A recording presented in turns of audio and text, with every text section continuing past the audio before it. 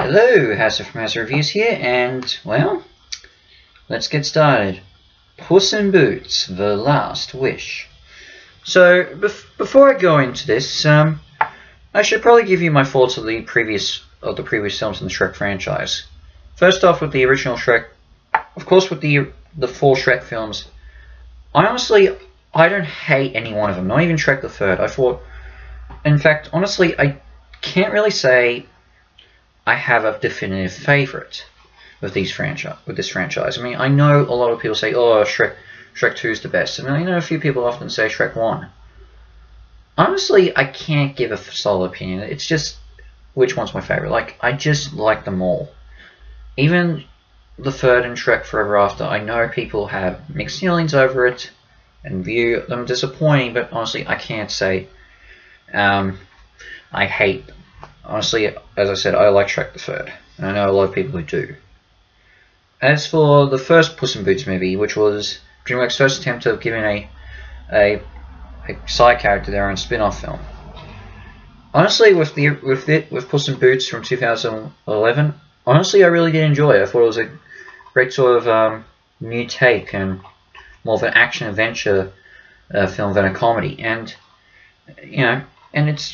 it ended up being quite nice. I liked Puss in the film. I liked Zach Galifianakis as Humpty Dumpty. I liked Selma Hayek as Kitty Softballs. I liked the adventure. I liked the animation. It was pretty good. But that said, I wouldn't say that is definitely. I actually would consider it much lower than the Shrek films in my view. Not to say it was bad, but I prefer them more.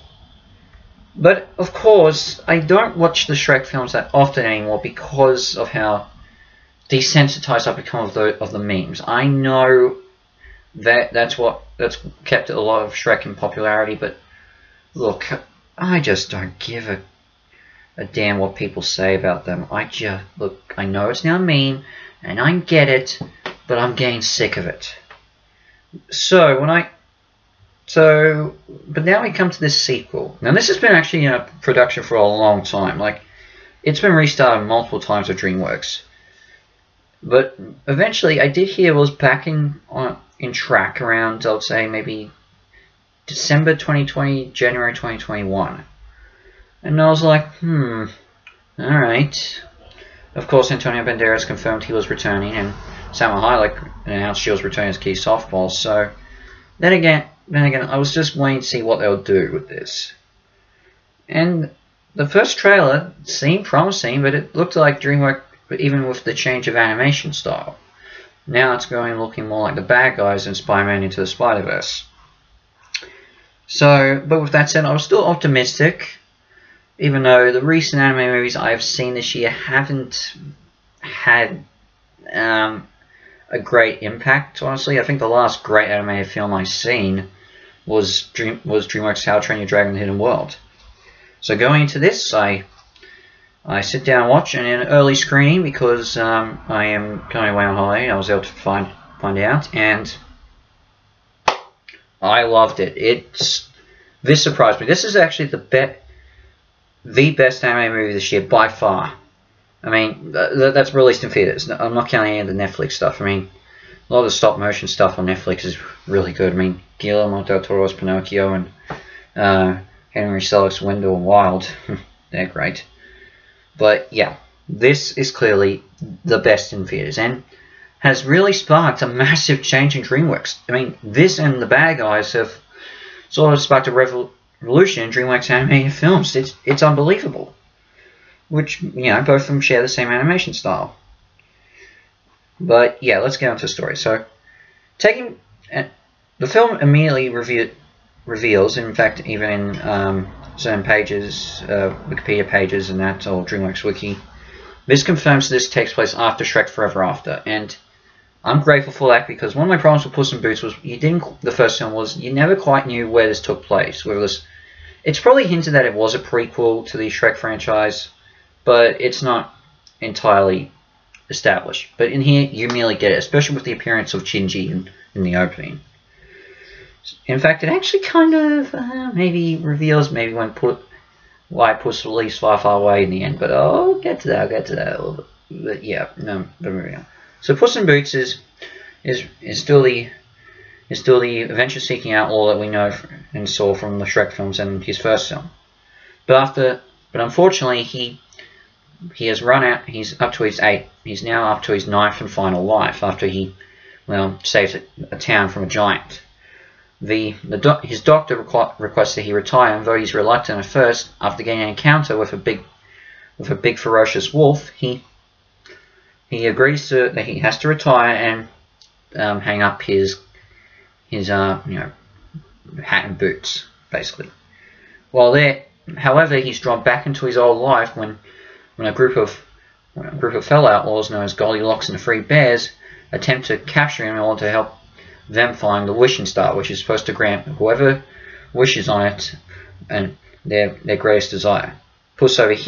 When Puss hears about this and realizes he could get his 9 lives back, he decides to go after the wishing star while avoiding Goldilocks and the Three, while being with the assistance of a therapy dog that he meets and his old femme fatale kitty Softballs, returning from the first film.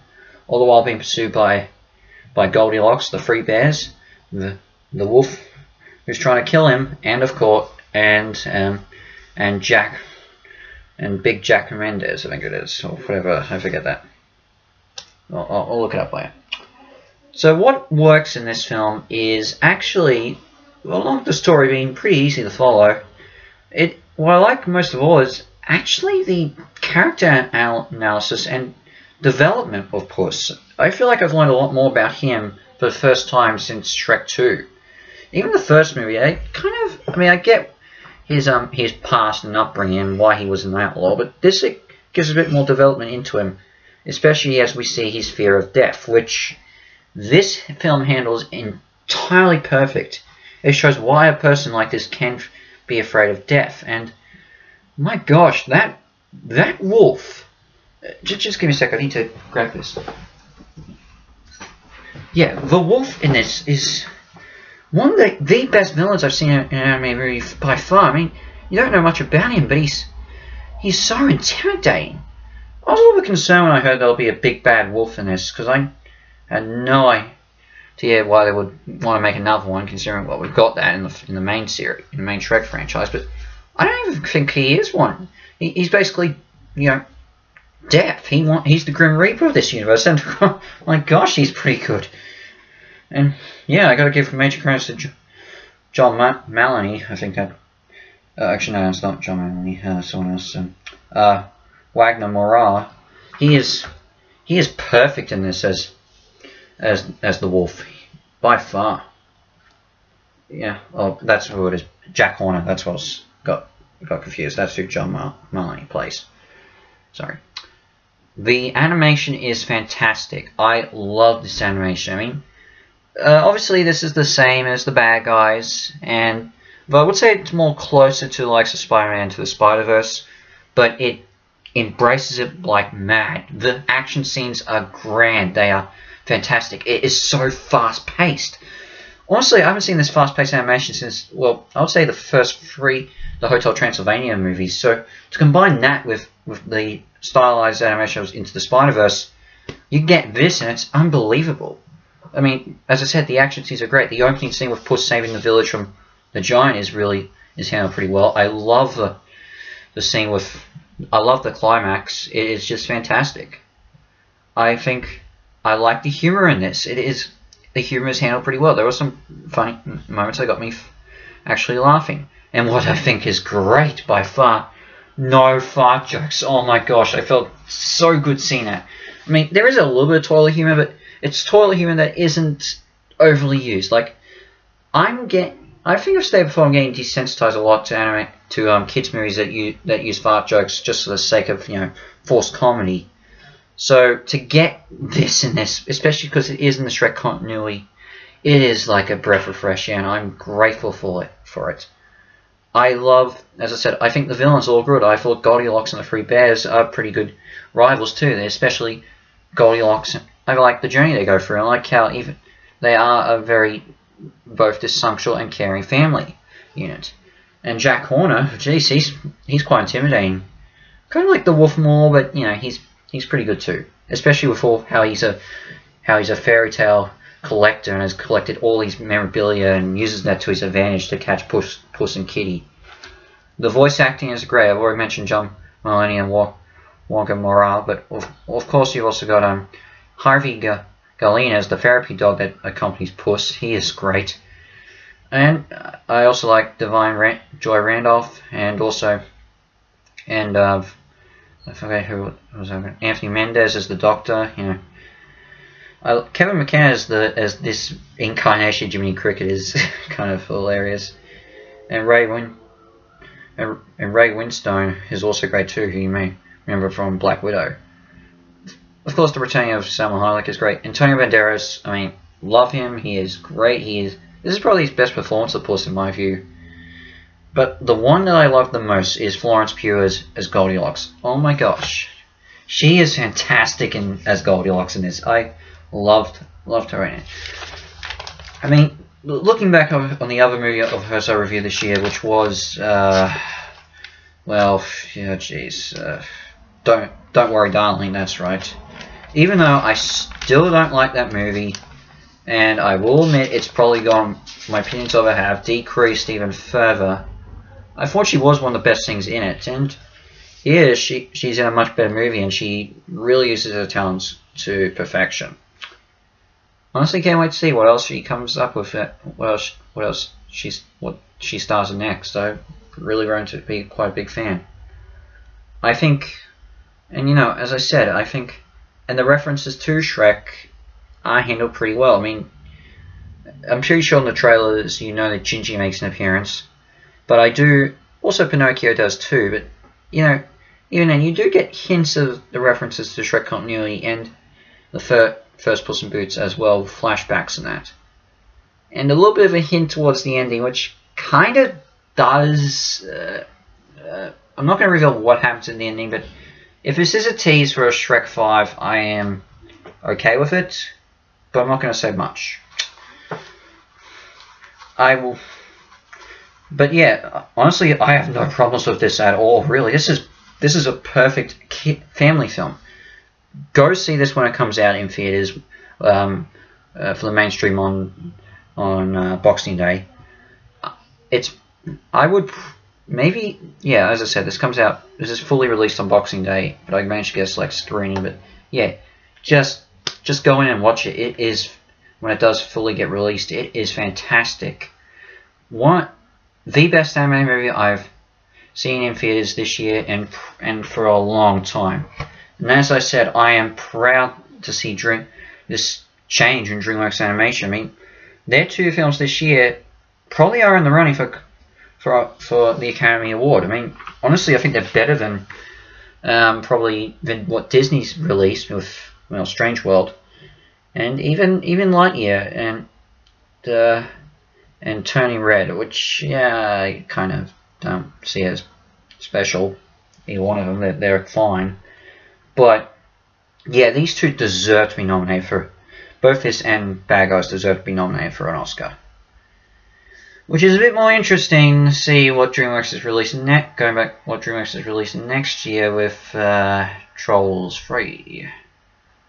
Maybe this is, you know, Universal requesting that they do this because they want Illumination's Mario movie to be the big thing. I mean, it was going to be a big thing anyway, so could have thought of something else. But that's for another time. That's for another time. Because Puss in Boots and Last Wish is great.